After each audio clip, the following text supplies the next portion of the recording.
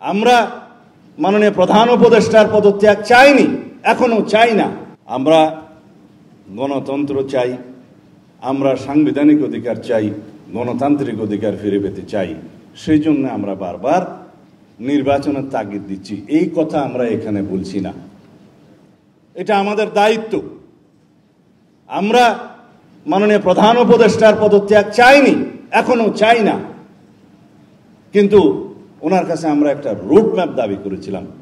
এখন বিভিন্নভাবে আমরা শুনতে পাচ্ছি বিভিন্ন রকমের চক্রান্তের মধ্য দিয়ে এই সরকারকে বিভিন্নভাবে ভুল বোঝানো হচ্ছে যে আপনার সরকারকে কাজ করতে দেওয়া হচ্ছে না। সঠিক নয়। আমরা গণতান্ত্রিক উত্তরণের জন্য, একটা ডেমোক্রেটিক একটা ট্রান্সফরমেশনের জন্য আমরা আমাদের কথাগুলো বলছি জনগণের পক্ষে। এটা যেন অন্য কোনোভাবে না নেওয়া হয়। আমরা বলেছি এই দেশের সেনাবাহিনীকে যেন বিতর্কিত না করা হয়। আমরা বলেছি এই দেশের সার্বভৌমত্ব নিয়ে যেন কোনো রকমের ছেলে মানুষই না করা হয়। এদেশের নিরাপত্তা, স্বাধীনতা, সার্বভৌমত্বকে রক্ষার জন্য জাতীয় ঐক্যমতের ভিত্তিতে যেন যে কোনো সিদ্ধান্ত গৃহীত হয়। এই কথাগুলো আমরা বলছি জাতীয় স্বার্থ সংরক্ষণের জন্য। যাই হোক, এই কথাগুলো এখানে আমার যথেষ্ট বলার সময় নেই এবং এটা ফোরামও সেটা নয়।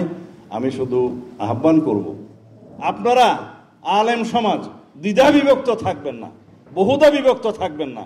আপনারা বহুভাবে বিভক্ত ছিলেন বলেই এই স্বৈরাচারী ফেসিবাদী শক্তিগুলো আপনাদেরকে বিভিন্নভাবে নির্যাতন, নিপীড়ন, মামলাবাজি দেওয়ার সুযোগ পেয়েছিল।